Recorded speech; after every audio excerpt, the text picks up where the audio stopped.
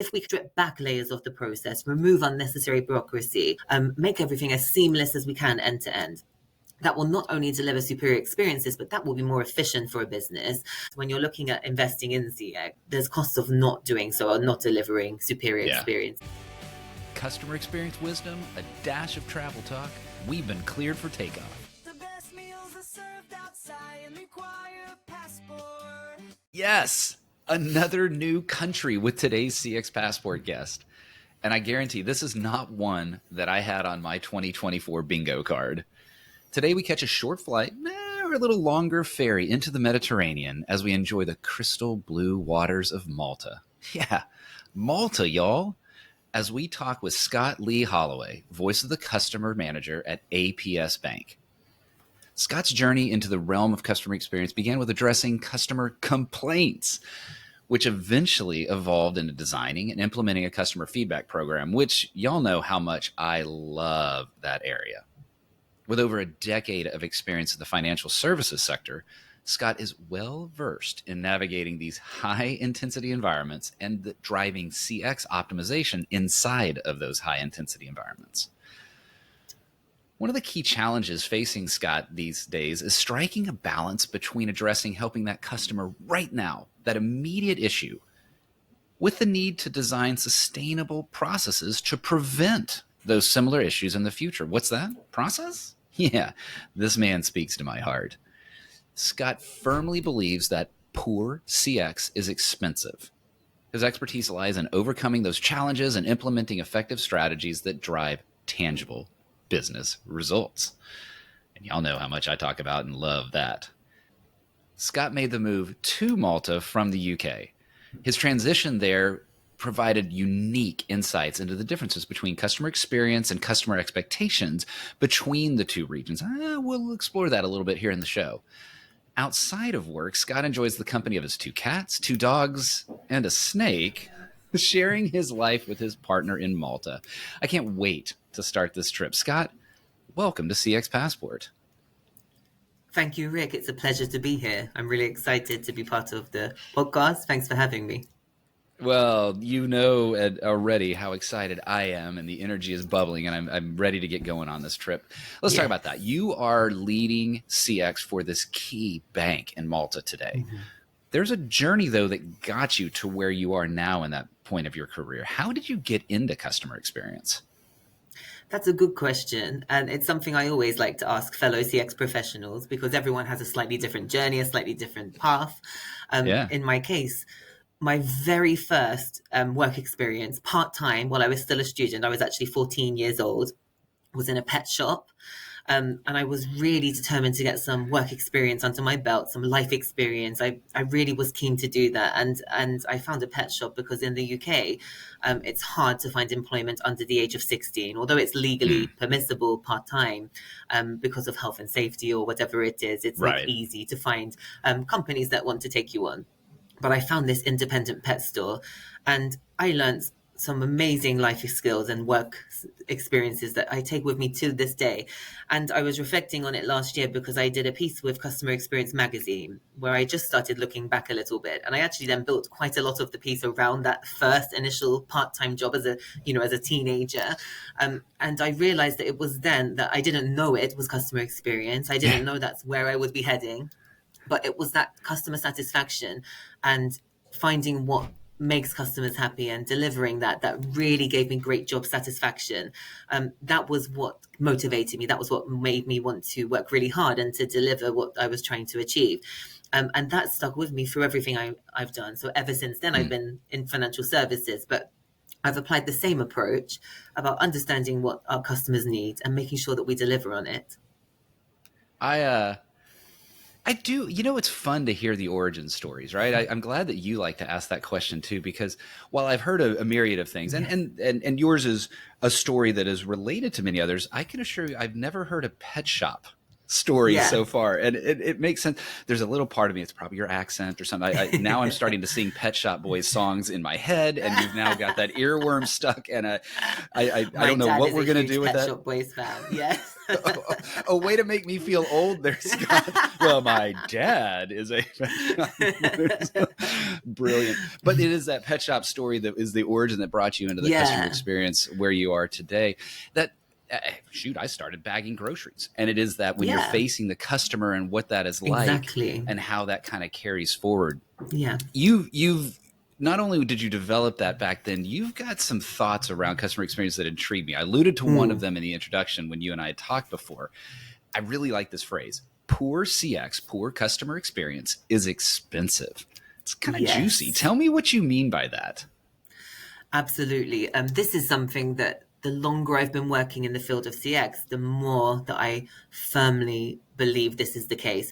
So I think sometimes people believe that to deliver a more superior customer experience, it must be more expensive, right? It must mean giving more, spending more time. Actually, we're busy in this day and age. We're all busy. We want what we need as quickly and as efficiently as we can. So if we can actually strip back layers of the process, remove unnecessary bureaucracy, make everything as seamless as we can end to end, that will not only deliver superior experiences, but that will be more efficient for a business. And there's lots of other ways that I believe poor CX is costly. If your service is not delivering, you're having to constantly rework items. And if you have a very poor service level, that's on a continual basis. If I, as a customer, have to contact you several times for something that I could have done on one interaction, there's the cost of servicing those interactions, right? Then there's the cost of losing my business. I'm not going to stick around if I have poor CX. So I'm going to head out the door. You've now lost me as a customer. I'm not going to say very good things about you either. It's going to impact your reputation. I'm not just leaving. Yes, I'm going to make sure people know that I left and why. All of this has an impact on the business, that if we got it right in the first place, or at least, did our level best to deliver superior CX, none of that would be happening. So it's important to consider all of those aspects when you're looking at investing in CX, because actually there's costs of not doing so or not delivering superior experience. So it's very important to balance this. This is your captain speaking. I want to thank you for listening to CX Passport today. We've now reached our cruising altitude, so I'll turn that seatbelt sign off. While you're getting comfortable, hit that follow or subscribe button on your favorite podcast app so you'll never miss an episode. Love it if you'd tell a friend about CX Passport, leave a review so others can discover the show as well. Now, sit back and enjoy the rest of the episode. Let's pull at that a little bit longer, because that's like you clearly, I'm smiling, I'm nodding, I'm agreeing with you. You and I are fellow CX experts. You started, I worked in a grocery store, you worked in a pet shop, right? I'm preaching to the converted. Yes. So how have you helped, and it's probably relevant even in your role there at APS Bank, how have you helped others be convinced of that may be somewhat skeptical, especially now that there's a lot of skepticism around CX and what that means? Sure. I think part of skepticism towards CX comes from the fact that it's become a buzzword. It's being used interchangeably sometimes when it doesn't mean customer experience, it means something else. There's a lot of misconceptions, but definitely you'll always have your skeptics. I'm very fortunate where I am now that the bank really believes in customer experience, and I have full leadership support. But definitely you have varying levels of support on different initiatives from different stakeholders. What I've learned is that when people see things for themselves, they really come around and realize, there's something to this. And by pointing out that disconnect. So when I see a particular example, maybe it's a complaint where I see that the customer had to contact us multiple times to resolve something that could have easily been resolved at the first point of contact, for example. I highlight to the business, look at this example. They've had to contact us this many times through this many channels, and then it escalated to a complaint. There's the complaint handling cost. All of these different elements that if we got it right the first time, we wouldn't have had any of those expenses. So definitely that's a great way of doing it. And then over time, as people see the benefits for the business, you get more and more supporters, and suddenly, everyone will be on board with what you're doing. You're describing an approach that makes such logical sense, and yet many of us in the CX world, and I'm thinking specifically 2023, we saw a lot of damage to CX there. There wasn't as much focus on the delivery of both quick, tangible results, like, hey, look right here, look, real honest to God results, and then the ongoing delivery of that and then showing that. There's an area that you talked about that I'd want to explore a little bit even more. You're working with customer complaints, which is a massive gold mine of information. Yes. But I mentioned it in the intro. How are you balancing a customer's complaining? How do I restore the relationship of that customer with that's effort? Then there's also the effort of creating the process improvement, the continuous improvement to make sure that doesn't happen again. How are you handling that balance in your role there? So first of all, I skipped quite a lot of the journey, of course, from the days in the pet shop at 14 to now. But actually, it wasn't just pet shop to Malta. Okay. Yes, there was a little bit in between. And as you mentioned, a big part of that journey was customer complaints. I love customer complaints. And not everybody does, and it's not for everybody, customer complaint management and even customer experience management. But I think that it's such a wealth of insight. It's an opportunity to put things right, first of all, and we know that if we get the service recovery right, we can repair the relationship. But also that insight of being able to fix what's going wrong. That customer's telling us something. Let's listen to them. And that's really, really valuable to the organization. And when I first found my way into complaints through various organizations, I often found myself responsible for different aspects of complaints because nobody else wanted it. Everyone heard the word complaints and wanted to run out of the door or run in the other direction, right? And I think that's the natural response. I mean, even the word complaint, when I say I love complaints, I see people's face like, are you crazy? But no, it's truly, and it's as a field to work in, it's so interesting. Every day is different. You're crossing the entire organization. So you're really a generalist across the entire breadth of what you are doing as an organization. And it really allows you to work cross-functionally with every function across the organization to solve issues. And it's so rewarding to see the tangible benefits delivered from this. So that's why I absolutely love working in complaints. And in fact, I will be speaking at the Complaints Management Forum in London again this year for the 4th time, I believe now.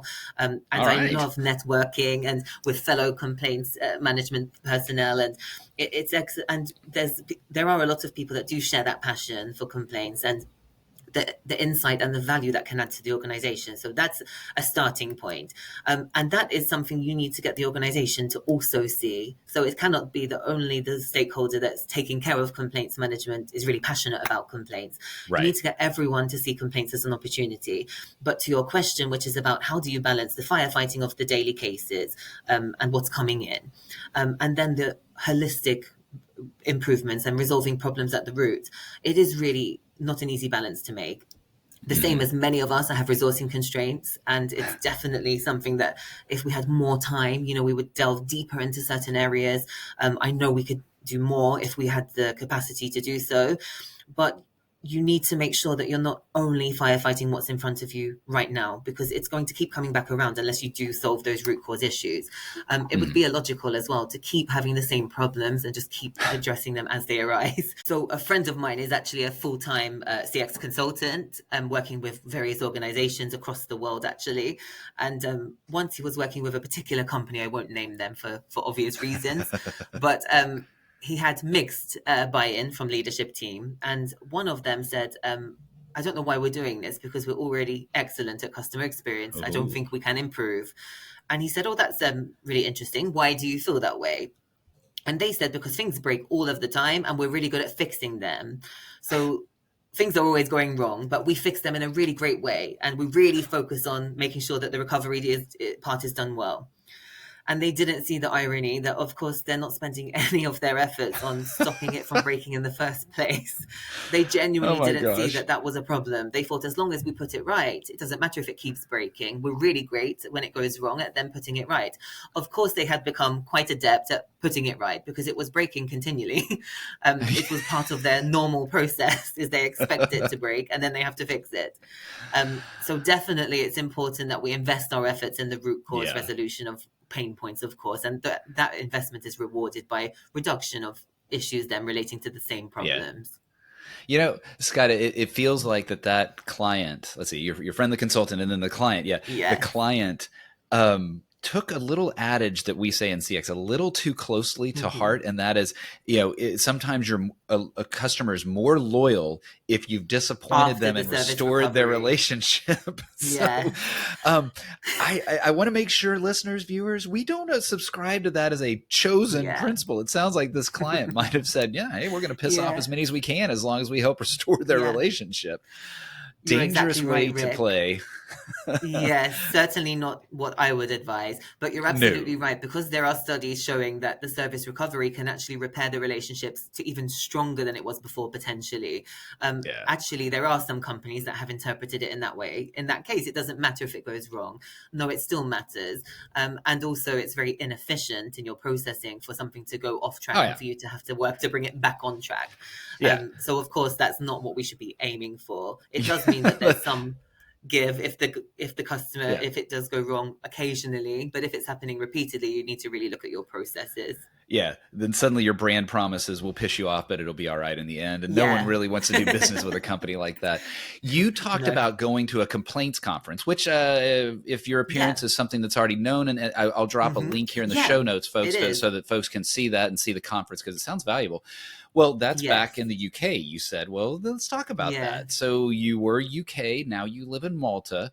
You've got just kind of what's the life like? It's been there, but more specifically, have you seen differences in expectations around customer experience, or just the approach to being a customer between the UK and Malta? And what's that look like? Yeah, that's an interesting question, actually. I've been living in Malta for some time now. This is my 8th year living here. So I'm quite settled on the island.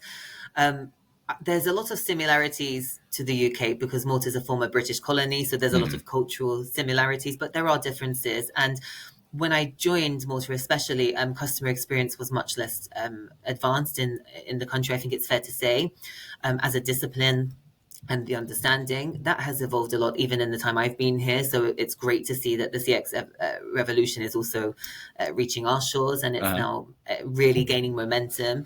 In fact, this year I'm speaking at a local conference, and I do quite a lot of speaking engagements, but they're almost always overseas or virtual conferences because there's not a lot locally.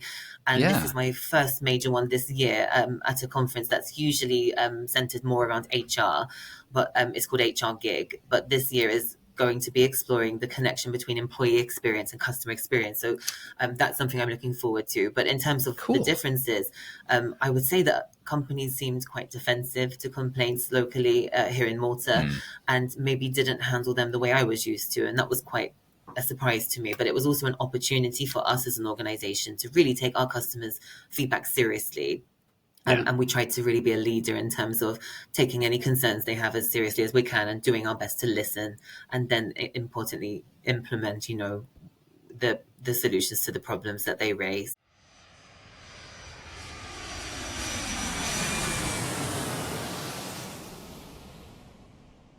God, I love that. I like that you're describing kind of maturity. And I really smiled a lot when I heard, hey, the first local conference, and maybe it's not CX specialized, but it's the idea of it. And certainly what a great topic, right? Employee experience and how that influences customer experience. We're not going to get into that here because we would have an entirely separate podcast. We need a whole podcast. Yeah. Episode 2 with you, we may consider that. But let's take a little change of pace here. You've done clearly some traveling, and so you understand the value of a lounge. And it can be nice to take a little break. And that's what we're going to do here. So we'll move quickly here and hopefully have a little bit of fun. What is a dream travel location from your past? I'm cheating a little bit, but I'm actually, because I am representing Malta, and I'm probably the only guest for a while that you might have from our small nation, I'm going to actually say Malta, even though I am cheating a little bit because I live here. But as somebody who wasn't born here and I'm not a Maltese citizen, we have lots of sunshine. It's an English-speaking nation, almost guaranteed sunshine, 300 days a year, lots of history. Nice. We've got some of the oldest freestanding structures in the world, older than the Egyptian pyramids, the temples. So I would say I will fly the flag for Malta, and I would urge anybody who's in the area, anywhere in the Mediterranean, to come and visit. Okay. Well, you've certainly actually, after you and I met, I'm not kidding. I went and kind of looked at Google Flights. How can I get there? That sort of thing. And let's not make this you be the last guest. Help me find another CX person there on the island, and we'll see if we can get an encore for CX in Malta. Yeah. Well, let's go the other direction. So Malta, you've been to, and it's a place that is a dream travel location from the past. What about looking forward? What is a dream travel location you've not been to yet?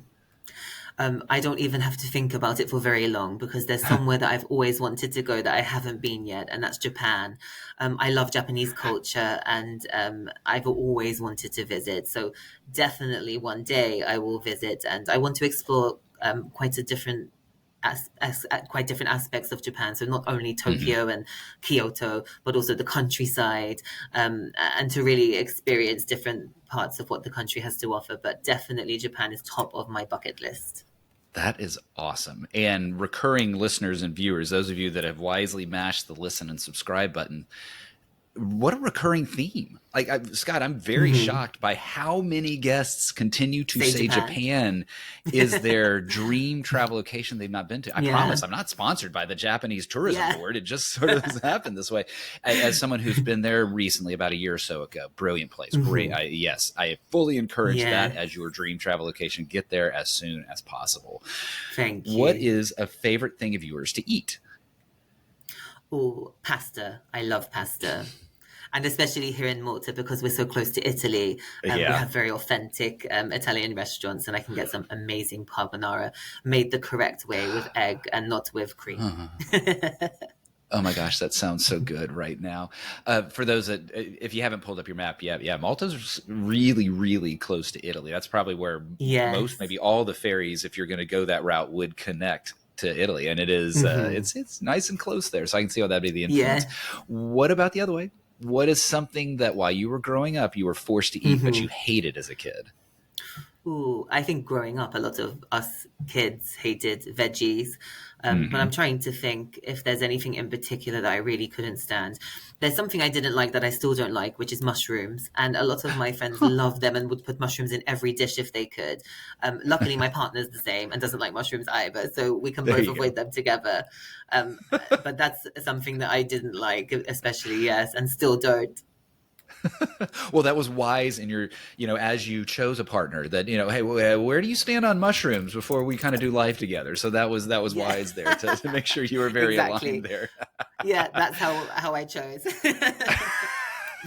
Yes. I don't care about anything else but mushrooms. Yeah. Where are you?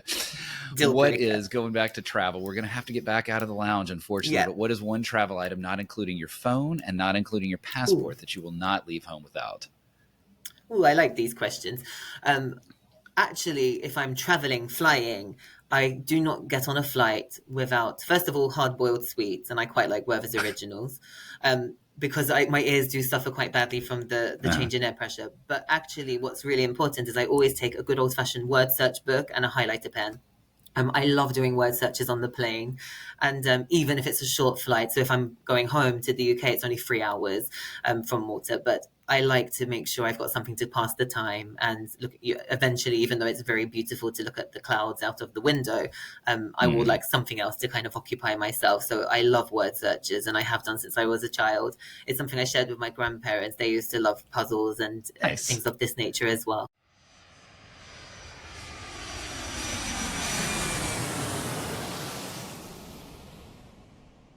God, I like that. It's interesting you mentioned that, because I was on a flight recently, and not that I promise listeners, viewers, I wasn't doing this. I wasn't staring through the chair, but sometimes a screen is visible, and I saw someone doing a word search digitally. And I thought to myself, well, that's neat. I think I still would like the book, the good old dead tree paper version of it, like you're taking. So that makes sense how you go down that path.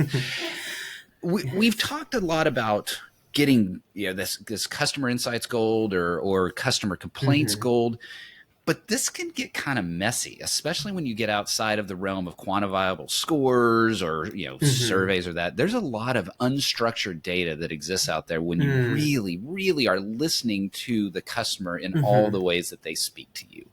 Yes. Listeners know that I've talked about this a lot. It requires process and execution to do it. So how are you extracting insight from all of this volume and unpredictability of this messy, unstructured information? That's a really great point, Rick, because actually you're right. And what I have observed from some organizations, they give a really strong amount of importance on the structured feedback channels, and they can measure it quite nicely, monitor it. It's easier to keep tabs on. But as you're saying, the unstructured channels are much less predictable, much less easy to interpret, more difficult to analyze. But actually, it's crucial you give just as much importance to that unstructured feedback. Yeah. First of all, your customers are volunteering that insight. They're actively reaching out to tell you that there's a problem. So it's just as important as if you had happened to send them a survey. I mean, it's not making sense that you would give more support to one or the other. It's not easy to do. And as you said, you have to really unpick it. And it's really about being attuned to each and every case, having empowered complaints handlers.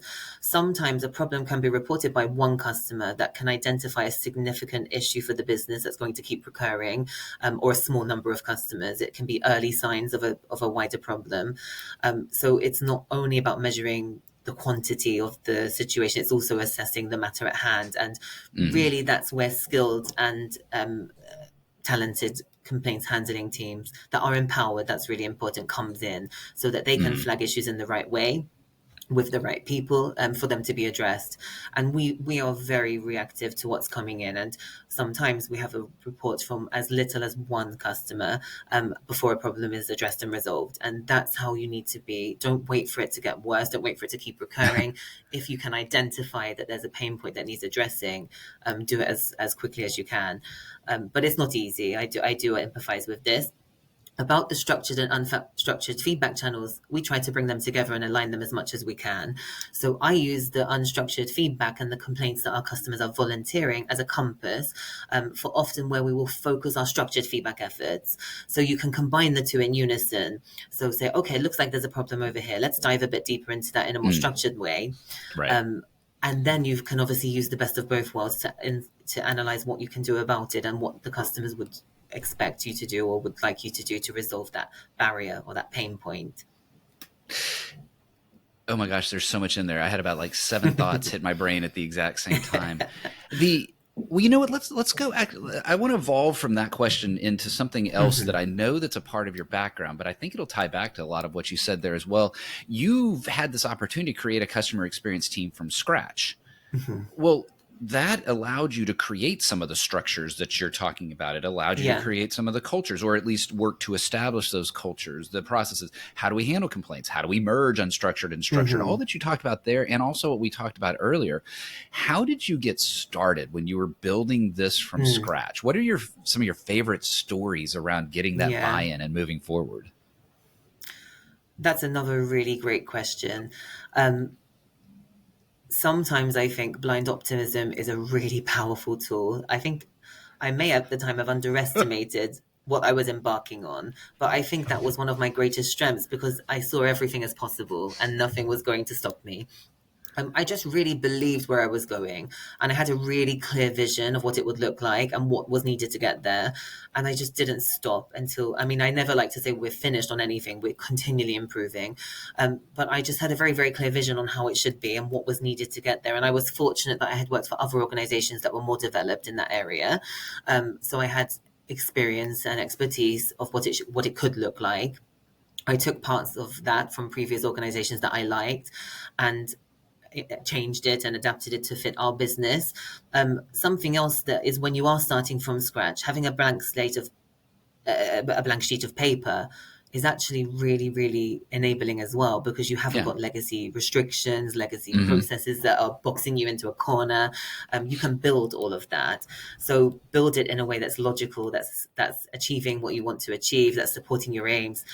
So all of that was really, really useful as well, that we could start from scratch and say, let's approach this in the way we want. It doesn't mean that there was nothing there before, but it was about bringing all the pieces together in a structured way. And I often liken CX to a jigsaw where you're bringing the different pieces together. And I know other people have used that analogy as well.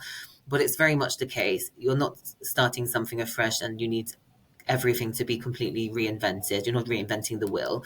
You're actually looking at what you're already doing quite well, what can be improved, what really needs to be revisited and reworked, bringing everything together and all your stakeholders.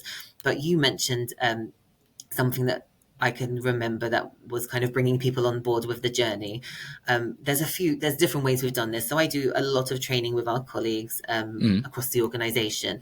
We started with our colleagues that are closer to the customers directly, so our frontline teams, and we work just as closely now with our back office teams as well to get everybody to understand that they all contribute to the customer experience. Nice. And we've had a really great reaction from our colleagues.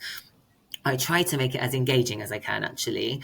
And especially on a topic like complaints, it's something that if it's not done well, could be quite heavy. You could not really enjoy it. So in some of our training, we deploy the Lego Serious Play methodology. They get to build their dream branch. It's really fun.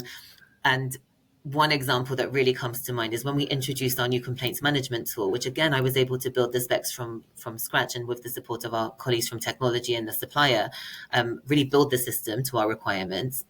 When that was launching, I wanted to make sure everyone knew, of course. I had to do an internal communication, but I wanted to make it fun, and it could easily just be yet another bulletin.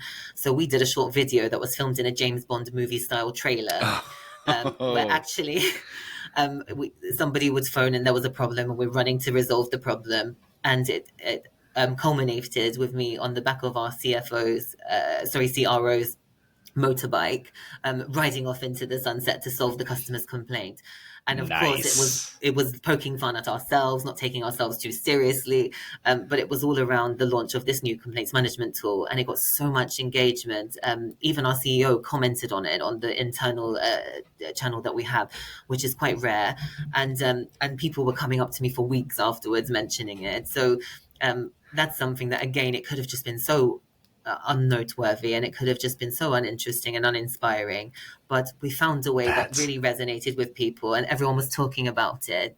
And it was fun, and we poked fun at ourselves, so it's often about thinking a bit outside of the box. That trailer took just one afternoon to film, and we just spent no more than €300 with a camera person to help us film it. So again, it's not something that took a lot of time, resources, anything of that nature. It was really more about creative thinking and just being a bit unorthodox. Gosh. So there you go, folks. Here is the key to gaining buy-in for your customer experience team and initiatives, a 007 video. That is, there's the lesson we'll take away. No, Scott, I wish we talked. You surprised me with this video. We should have talked and seen if we got some permission to insert that video into this episode. I would like to see that, whether off the record or maybe we talk about that. This might be kind of fun. Scott, what a great way to end, though, because you're right.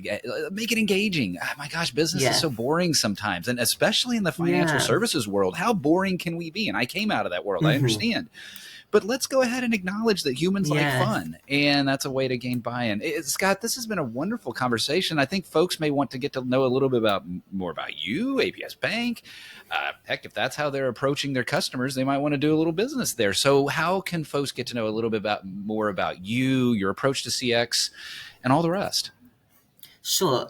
So the best place to find me is usually LinkedIn. So if you look Scott Lee Holloway CCXP, or if you just put Scott Lee Holloway, I should come up. Also, you can find me through my website, scottleeholloway.com. And again, you can get in touch with me through the site as well. Earlier this year, I was one of the co-authors of Customer Experience 5, the latest in the CX series of books. You can get that from Amazon worldwide, wherever you're based, either on Kindle or in physical edition. If, like Rick and myself, you sometimes prefer the physical copies of books. My partner is an avid reader and will only have the physical copy, something I've been trying to encourage them to think of an e-reader, because we have books all over the house.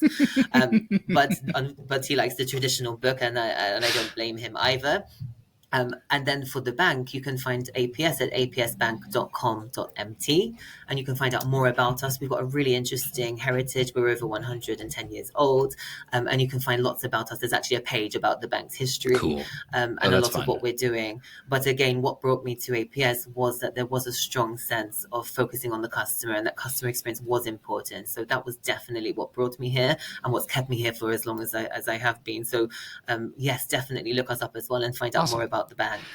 Well, what a great way to end, because if you're in a great place, then let's talk about it. Employee experience. Yours is helping drive a good customer experience externally to the customers of the bank. Scott, I enjoyed it. This was a fun ride. Not only what I got to learn from a customer experience perspective, certainly some laughs about 007 and complaints and the like, and absolutely a real temptation to get to Malta sooner than later. I'm looking forward to that. Scott, thank you for being on CX Passport.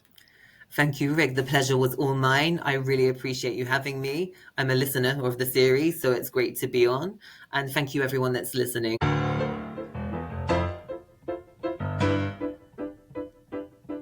Thanks for joining us this week on CX Passport.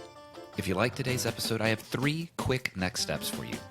Click subscribe on the CX Passport YouTube channel or your favorite podcast app. Next, leave a comment below the video or a review in your favorite podcast app so others can find and enjoy CX Passport too. Then head over to cxpassport.com for show notes and resources that can help you create tangible business results by delivering great customer experience. Until next time, I'm Rick Denton, and I believe the best meals are served outside and require a passport.